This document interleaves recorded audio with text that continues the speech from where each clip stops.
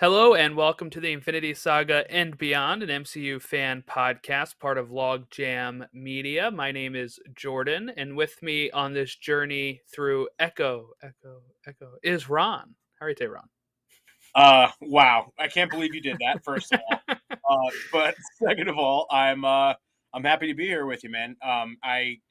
We were just talking a little bit off camera about how I'm a little apprehensive today because it's the first time that I'm going to be a little more negative than positive on this show. hmm But either way, that's why we do this stuff, to break it all down and be honest with our takes. So I'm excited to get into it.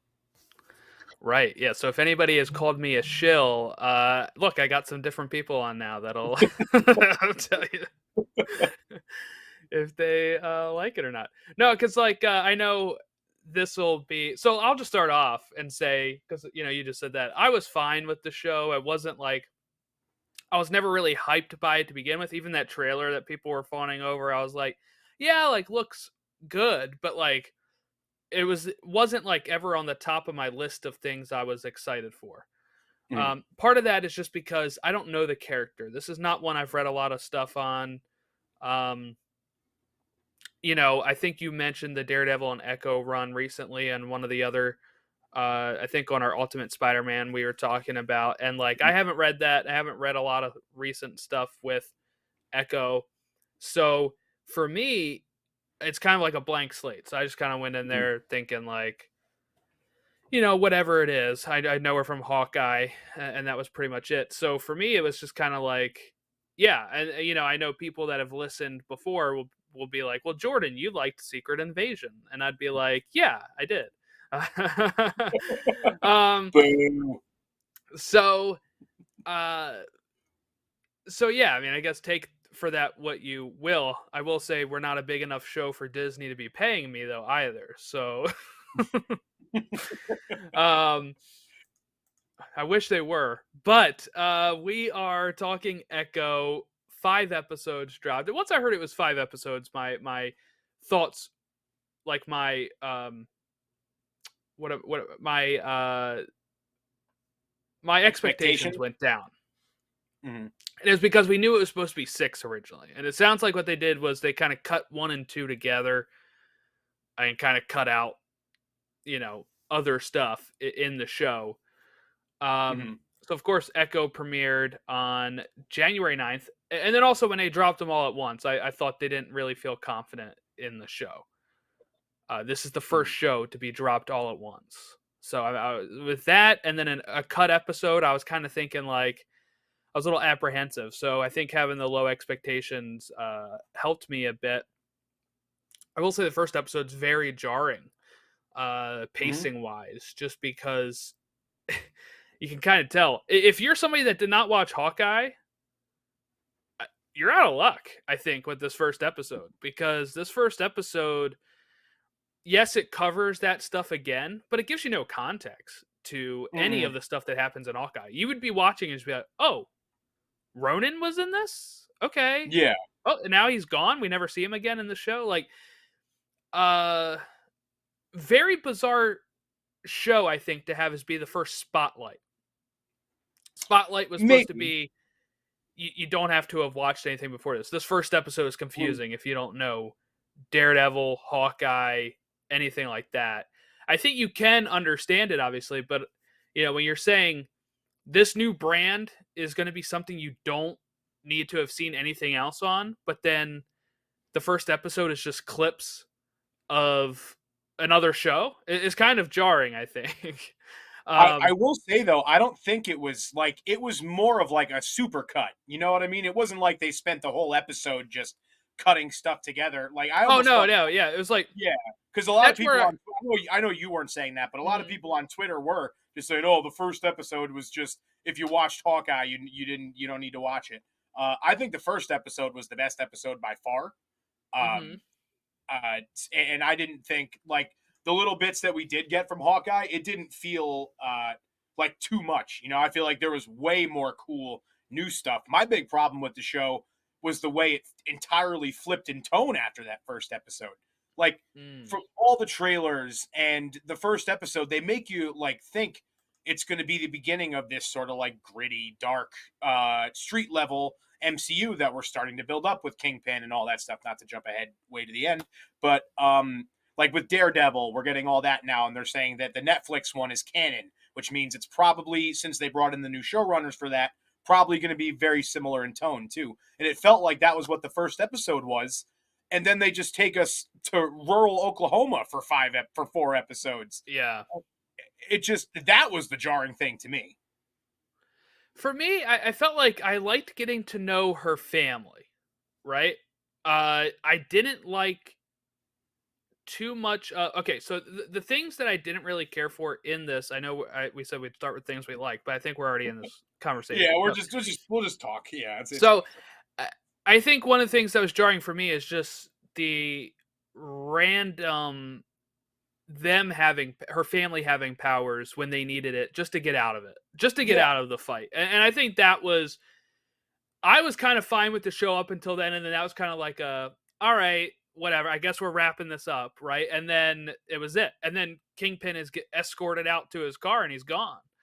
And the show's gone. The show's done at that point. So I liked I would say the first 3 episodes I was really more into than the last 2, because I felt like they were building up to some good stuff, but they just never really got to that at all. I do like, of course, references to Daredevil. You have Kingpin with the hammer that he killed his dad with and stuff like that. I'm like, all right, so they were obviously thinking about making that canon before they got to this point, right? Before they're actually doing it now. So that felt good. The first episode, here's how you know if Marvel is confident in what they're promoting or not. Okay. So we liked the Marvels, right? Okay. Some people didn't.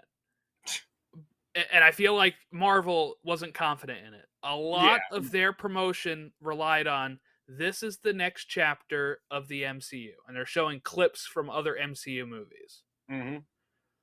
This, every commercial I saw during football was the raspy voice of Marvel's first TVMA project. Yeah. You don't want to miss it. It's like Kingpin with his bloody arm, and then it's like, that was it. That was their ad. And I'm like, so they're really selling the rating, which didn't have to be TVMA. There's a few scenes that are TVMA. The rest of this is not.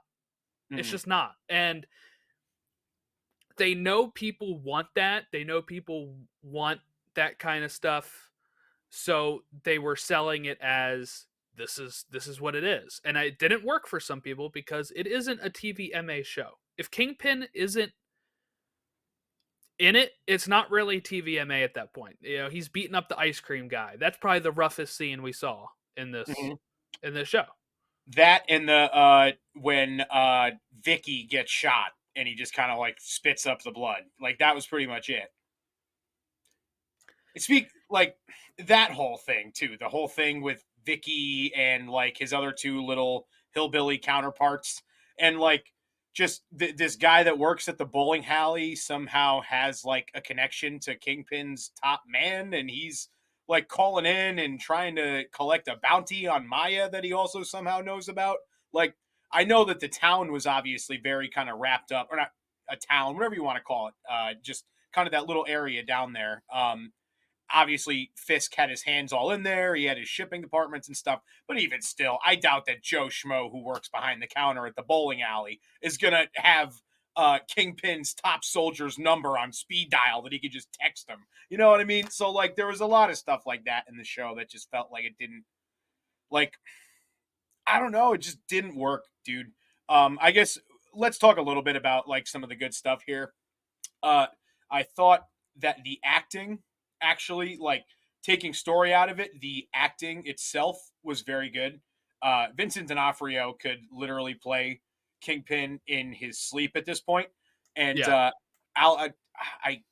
don't want to. Is it Alaqua Cox? Is that how it's pronounced? I think it's Alaqua. Alaqua. Okay. She is awesome too. The fact, like, being a deaf actor and obvious, but being a deaf actor has to be so challenging Yeah. because your most important form of communication is taken away from you.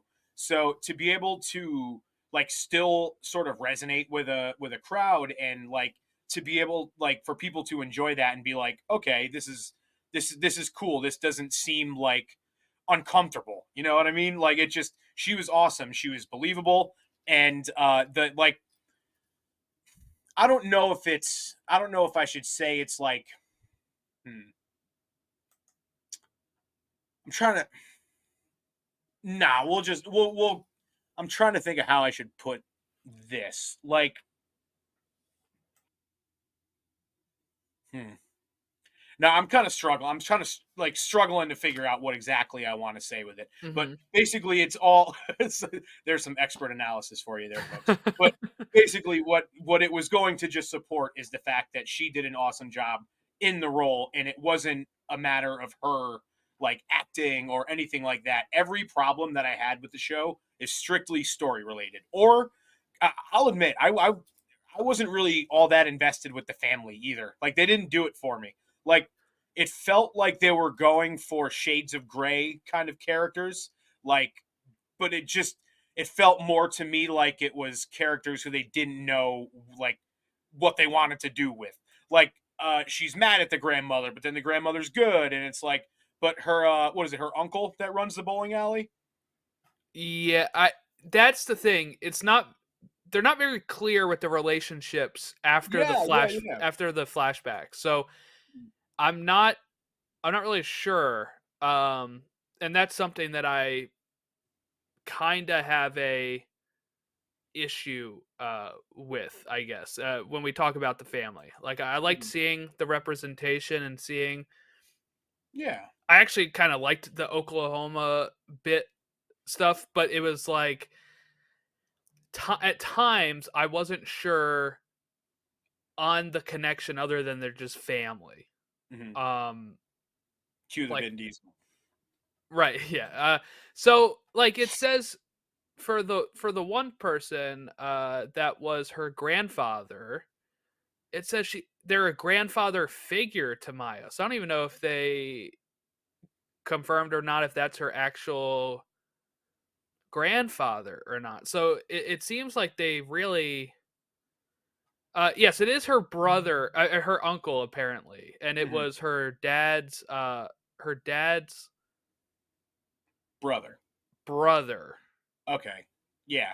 He was another one. Like he didn't really do it for me. The grandfather I do think was great. He was awesome. Yes, yes, he was really good. And I'll Yeah. say I really like her dad in this. I mean, of course, I'm Mhm. a fan of Fargo. He was in Yeah. the show Fargo, Westworld, Dark Winds on AMC. I haven't seen that though. But Zane McClarnon, if Mhm. I said that right. Yeah, he wasn't in it much, but he was very good when he was there. Yeah, yeah. But yeah, and what was the Biscuits? Was that his name? Biscuits? That was Yes, yeah, the yeah, like him too. It was just like he just felt so corny and like so obviously just there for comedic relief. Again, to your point, love seeing the representation and stuff, but like look at like Blue Beetle. That family was way better than yeah, this yeah. one. Like miles apart. And say they do the same exact thing. Kamala's family in Miss Marvel again. Hmm.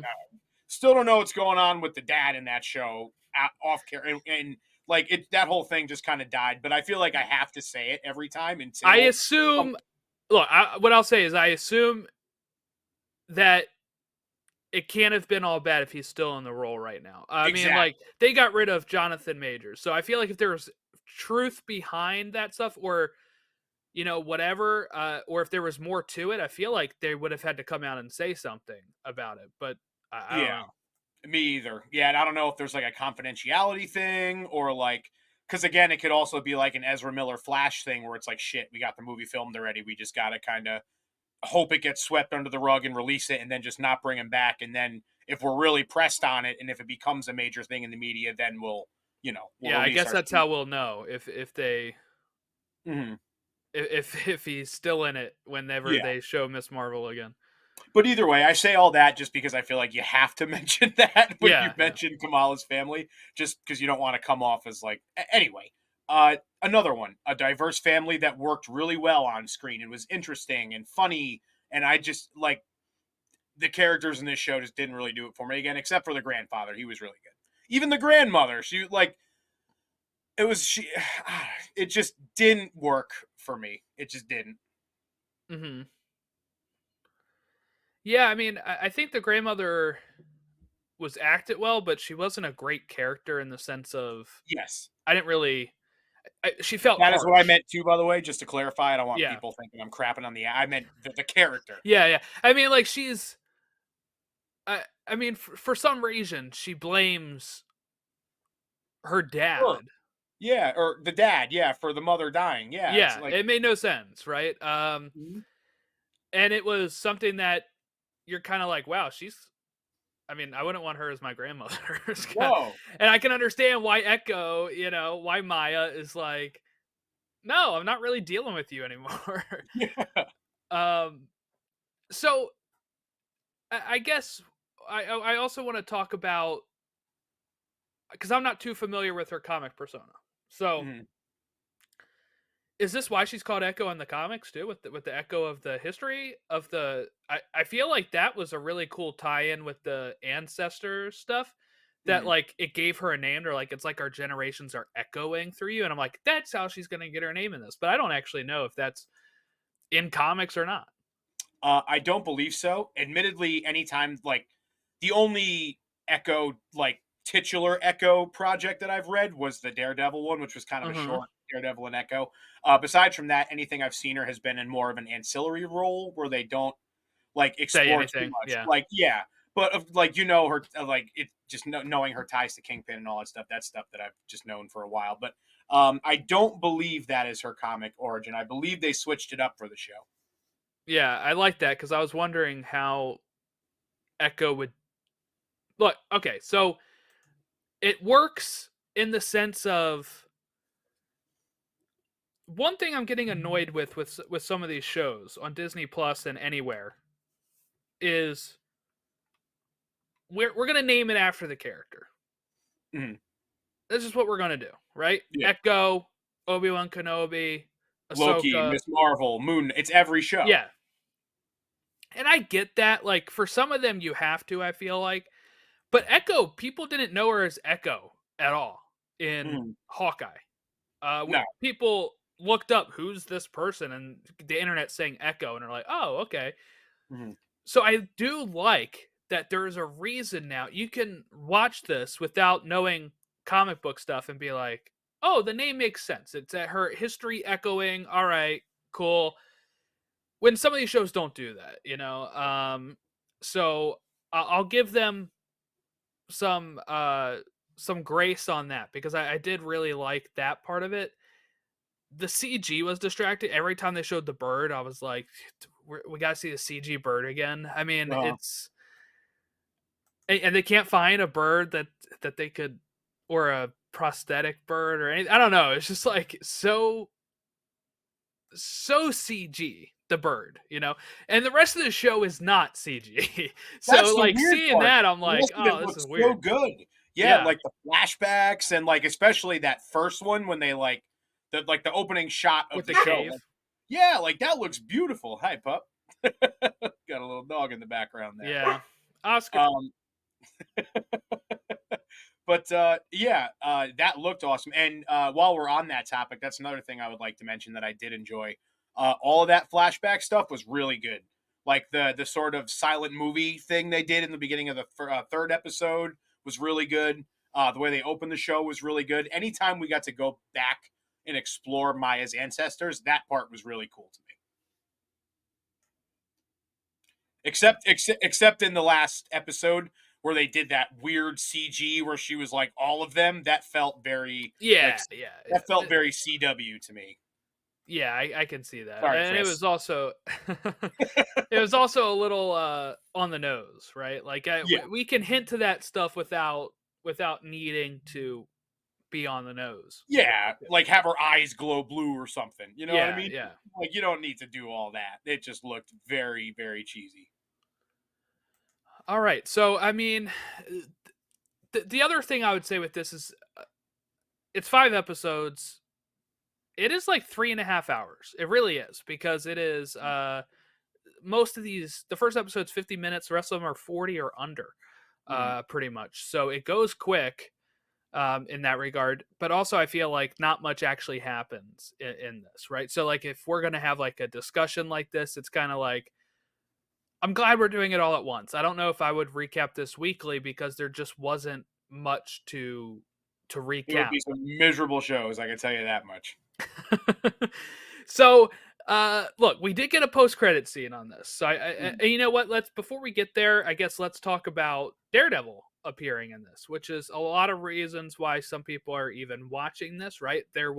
He was part of the marketing as well. Again, when you're focusing on like Daredevil, that one scene, He was in the 10 King, seconds, and he was in yeah, more marketing for the trailer than he was in the actual show. yes, the Kingpin stuff, and then just keep on harping it's TVMA. They weren't very confident in what they had, and I'm gonna know that going forward. If another show's coming out and they're like, "Oh, this is TVMA," I'll be like, "All right." So they're very unconfident on this one. That one scene is gonna be pretty cool, but yeah, they're not feeling great. Yeah, yeah. So what about Daredevil in this? I guess we can confirm he did not blip because this is during the blip. Mhm. So he is not snapped away. He's still fighting. And I guess what was your thoughts on the fight scene? It was really cool. It was again, like I said, I loved the first episode and the tone, the pacing of it. Even though you said it was a little jarring, but as somebody who has seen all the Disney Plus stuff, I thought it worked really well. I loved the feel of it, the grittiness, and that fight in particular was like really kind of encapsulated all of that. My only complaint was that that was all we got from Daredevil. Like I said, he was in more of the marketing than he was in the actual show itself, which is just in a time where Marvel is trying to get people's trust back, it's just a move you don't do. Like, how much extra money did you really make based off of that at the cost of lying to everybody in a time where you're really not lying, but indirectly kind of lying in a time where you can't afford to be losing any more damn people. I'll say I'm glad he was only in this scene. I mean, I like Daredevil. I just didn't need. I didn't need him to be in more. So I was reading some stuff of that they cut pretty much. It seems like a scene of him in every episode. It sounds like, and he was just like very uh worthless scenes, I would say. I was reading somewhere it's like him just like texting her or her Oh, texting him being like, "Hey, make sure you got Kingpin's men locked down in NYC." It was like pretty much like that. And you're like, "Do we need this?" no, well, that's stupid if that's how they did it. But I think especially capitalizing on the fact that they just had a comic book together last Yeah, year, yeah. I think it would have been smart to write it in a way where he did have more of a role. They could have bonded over their disabilities and how they are going to communicate with each other in that regard. There was a lot there that they could have done in a way that didn't take away Maya's spotlight. Again, he didn't have to be in every single episode and every single scene, but I just we're doing the Echo and the Kingpin thing. There's got to be more Daredevil there. Period. Um, and again, it just my whole gripe with the show is that I think the whole thing should have taken place in New York City. Mhm. If you wanted to do an episode where she goes back to Oklahoma and like Licks interacts with her her family, wounds type of thing, right? like a Like sorry you like cut off. I said, like licks her wounds at home. Yeah. You know what I'm saying? Like she goes back, she's like, I gotta reset. She's hurt or Hmm. something. Maybe something still happens with the leg, and then her grandfather still builds her a new one. Then she's like, all right, I gotta go back to NYC now. Like I Hmm. could see that. Yeah. Do that like episode 3, and then you're off and running back to New York City for the last two. But it just again doing an Echo show and having 4/5 of it take place in rural Oklahoma is just, I mean, swing and a miss. There's no other way you can slice it. So I guess my thought too is, look, we know they're cutting back on projects and stuff. So like, Mhm. we're, if we see her again, it's going to be in something like Daredevil. Yeah, But there's no guarantee we're seeing her again. I mean, the show did premiere well, apparently, but it's also like, did it do enough to get a second season? I doubt it. right? Like, Well, she'll get a mini arc in Daredevil. yeah. If they're really doing 22 episodes like they said they were gonna, even if they cut that down to 18. 18. They're doing 18.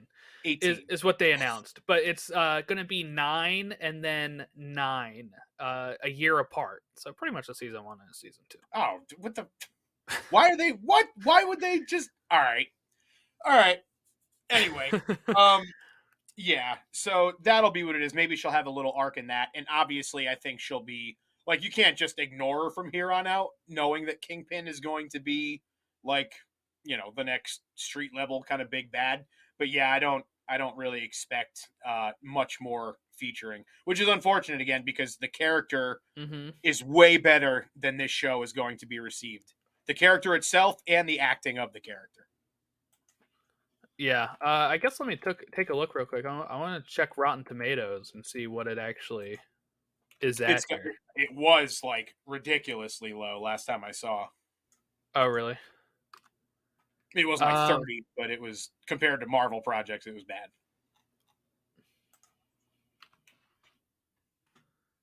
Here we go. Okay. I searched Echo on there and there was a lot of movies called Echo. Echoes of the Dawn and Echoes of 73 on Critic. Rotten Tomato. 63 audience. Not great, Bob. That's actually pretty middling. I would say that there's a chance for something else if they wanted to. Like especially the critic score is probably in a good enough spot. What do we think is the lowest of the TV shows? Is it that or is it like, are you asking me or like, are you asking me or are we playing like a game of it? Like, what do you think is the lowest? Well, right now it's loading, so you can shout out some answers, but it's taking forever to load on here.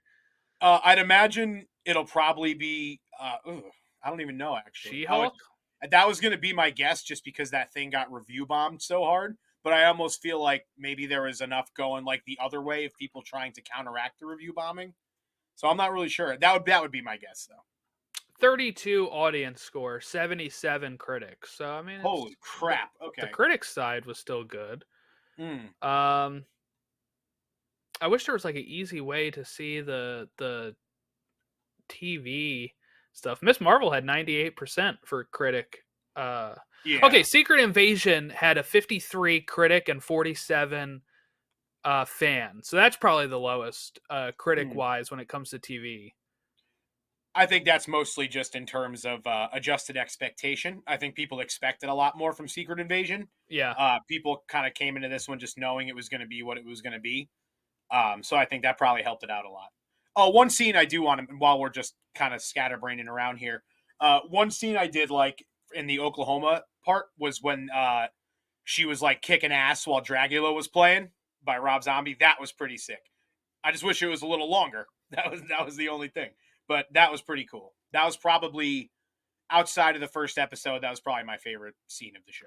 I did like the train scene. I did like that scene, especially like, you're thinking she's gonna steal something, and then like you said, Biscuits is like, "Hey, what you steal?" And she's like, "I didn't steal anything." And then you see the bomb. Like she had a bomb planted in there. I was like, "That's pretty cool." That was clever. Yeah, and especially leaving us in the dark for it, for that time, I thought was really, really cool. But that was probably the highlight of the Oklahoma stuff for me as well. But yeah, I mean, so it was a show. It was a show that existed. I'll say I liked it better than Aquaman 2. And sounded like Chris there. It was a show. People can check out Aquaman 2, my review of that, which if you want to hear me go at something, there you go. Yeah. DC is not paying me, so there you go. Not like Marvel. Not like Marvel. All right. Oh, well, let's talk about that post-credit scene, which is sadly probably the highlight that I had in this whole thing was the confirmation of the rumors. It seems like, right? There's been these rumors that we're getting the Devil's Reign, Kingpin as mayor. He's watching TV and seeing that people are looking for that candidate, and he's like, That's gonna be me. Do you think he could shoot somebody on Fifth Avenue and get away with it? Oh, you know he's going to be holding up the upside down Bible, man. He's going to be rocking it.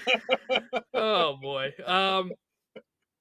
No, but I'm excited for this. Now I haven't read Devil's Reign, but I've been wanting to, and I was Mhm, asking you off air before about it. But mhm. um, so I think I'm gonna do it. I think I'm gonna do it, and I think we should come back in a few weeks or months or something, and then have a discussion about it once I'm finished it. Yeah, yeah, that would be cool. If you want to kind of save most of the specific talk for then, that'd be cool. But just in kind of a general, non-spoilery way for people, basically what happens here is that Kingpin becomes mayor of New York and starts outlawing vigilantism and kind of like sets up uh, groups of like villains and thunderbolts and stuff to essentially outlaw superheroes. And it's a really cool story, really awesome comic. I'm sure anybody who's been reading comics in recent years knows about it, so I'm not breaking any news here. But it's cool. It's really fun, and I would be really pumped to break that down if you want to do it. Yeah. So what we know from it, and what I know from it, right, is what you said, and then if you look at the cover of it, you see quite a few of the heroes on it. Really good cover, Yeah, it is. It is really great, and I think it's clean. done by. I think the art, when I looked it up, is that done by Chichetto as well, who does Ultimate. I think it Marco is. Cicchetto, yeah. Yeah. Hmm. So, uh, where we see it going. So, if people don't know, there's rumors of Spider-Man 4 featuring Fisk, Hmm. Daredevil. There's rumors of Fisk being mayor around the time of Daredevil, Born Again. So I think it is true we're heading this way, and that kind of tag, that end credit scene, really confirmed some of those rumors that have been going around. And I'm actually really excited for it. I know I said I haven't read it, but I mean, like just having Kingpin as mayor. Fisk as mayor is awesome, yeah. Yeah, And yeah, he mentioned something in that scene. He said like, what was it, gather the other heads, something like that. yes. I wonder who that's going to be. If it's going to be like old Daredevil villains, if it's going to be like a combination of Daredevil villains and Spider-Man villains, if it's just going to be like all political people, That's what like I was wondering, if it meant like the people of what he dealt with, the Hand and stuff mm-hmm. in Daredevil. I wonder if it was supposed to be like of those crime syndicates that he used The to. Yeah, yeah. because there was more than just the Hand, right? Who else? Who else was there in Uh, season one of Daredevil? oh, geez, you're asking me. Yeah, I don't freaking remember at this They point. had because I thought there was like another group there that they were dealing with other than just the Hand. I'm sure there was, but the hand's the one that sticks out to me. That's probably the basically where my mind was going with it. Yeah, yeah. So that would probably be my guess. But yeah, that'll definitely play out throughout the course of Daredevil and probably culminate in Spidey 4, which is going to be awesome whenever the hell that happens. Yeah.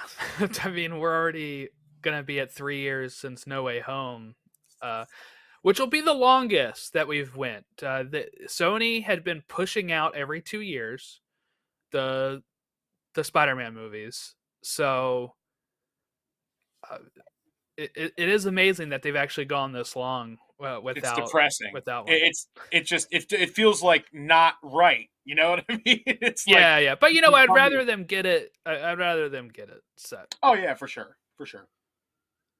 So I don't know. So maybe 2026 is what I would assume, because That'd be my yeah, there's been yeah, no that talk of them filming this year. So that's what they would need to do.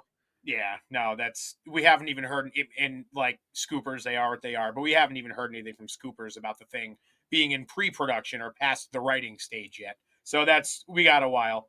I would guess my guess would be Christmas 2026.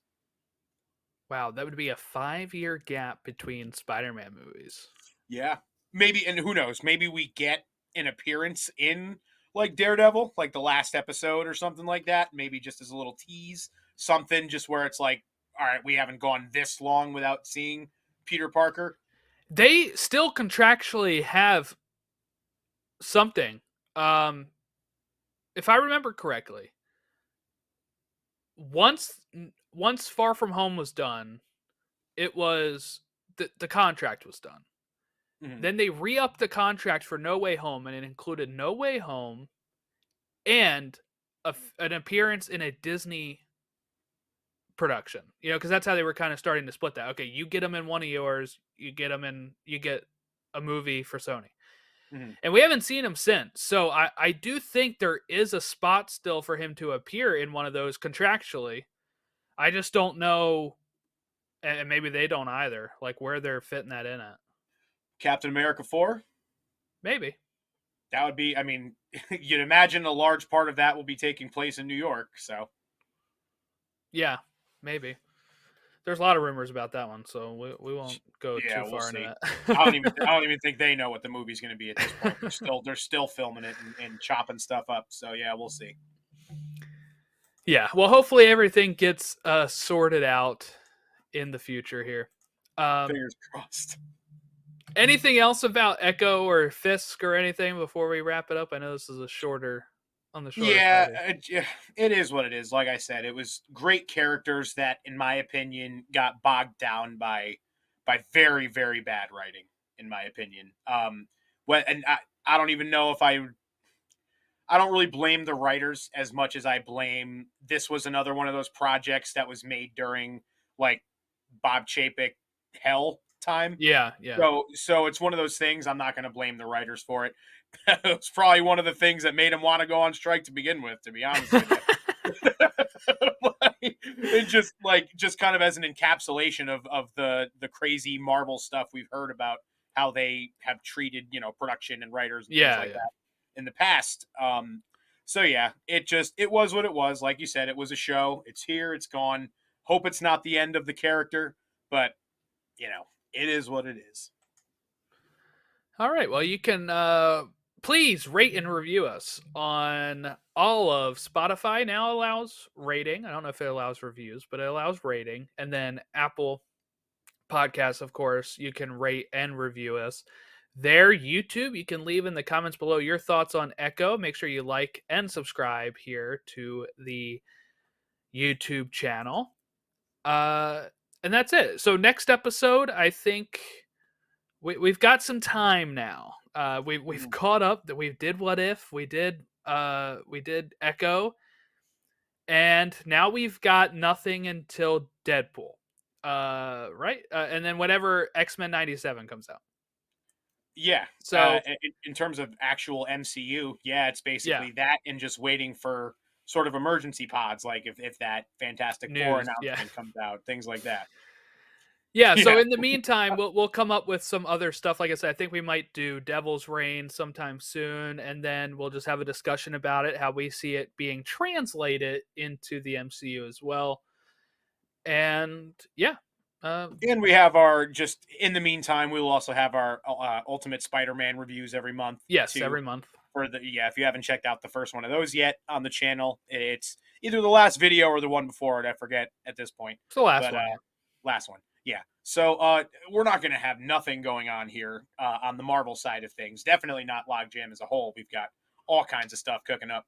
But yeah, kind of a dead time for Marvel here. So we will We'll see fill that how with things go. comics and all that good Yeah. stuff.